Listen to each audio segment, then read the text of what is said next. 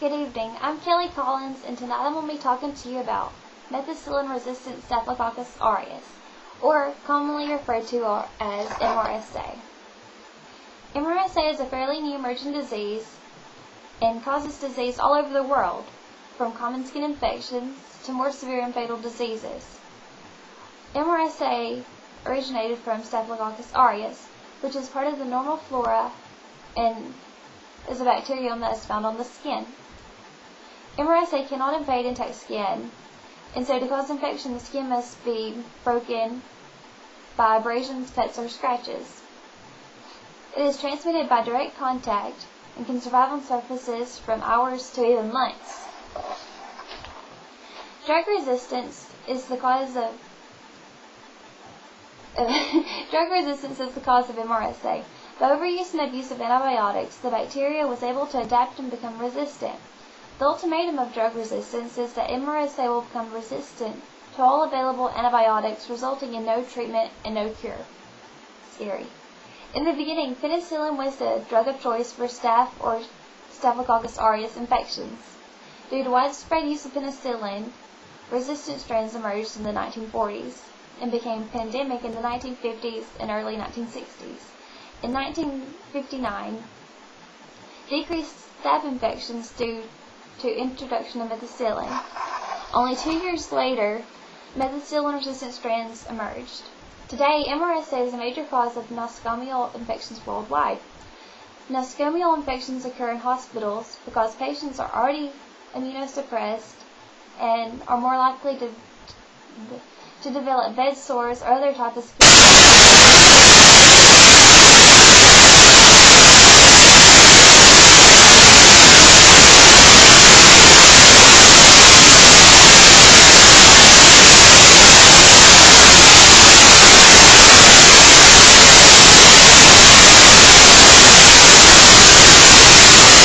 Has entered into the community because healthy people aren't under all the stress and pressures exerted by antibiotics in the hospital setting.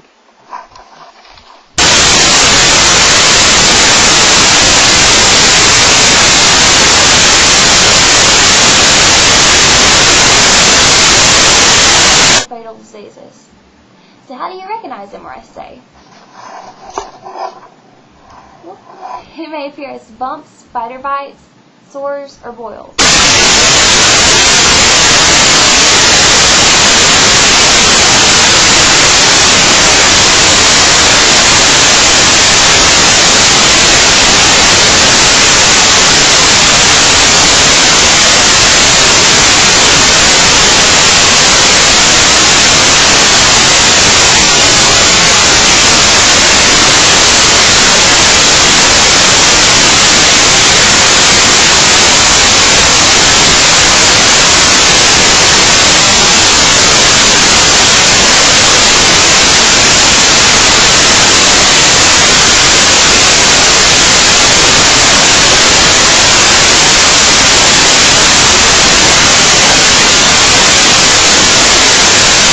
But it's still used. Prognosis for MRSA is generally good with antibiotic treatment and proper wound care. However, resistant strains have increased association with morbidity and mortality. With about 20% mortality rate, invasive MRSA is the leading cause of death by any single pathogen in the United States.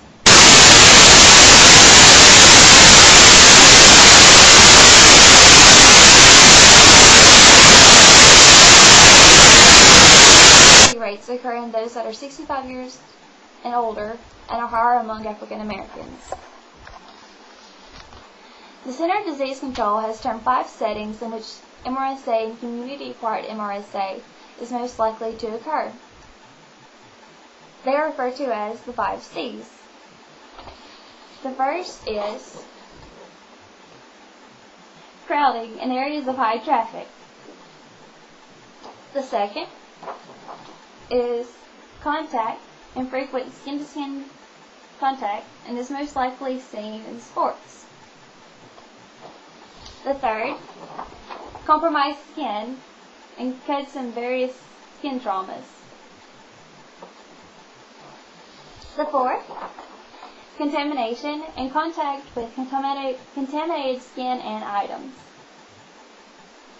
And the fifth, cleanliness of items and surfaces.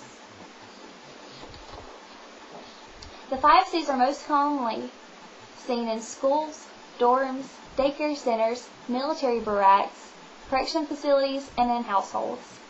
Community-acquired MRSA may spread more easily among athletes because of frequent skin-to-skin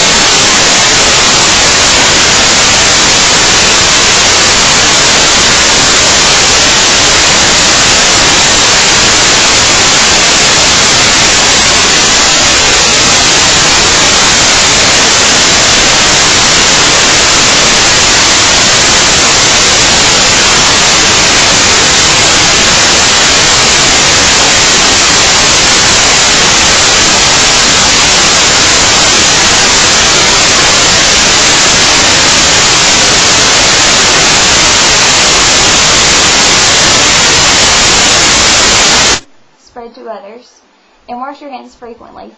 Do not treat yourself by picking or popping sores. Leave that to the professionals.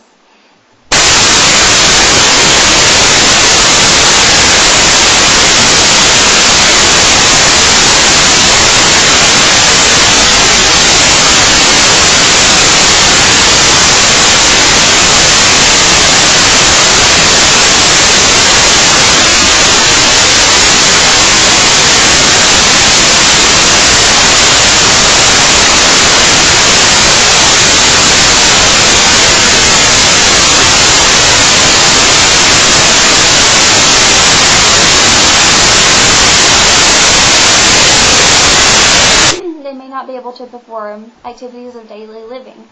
And disability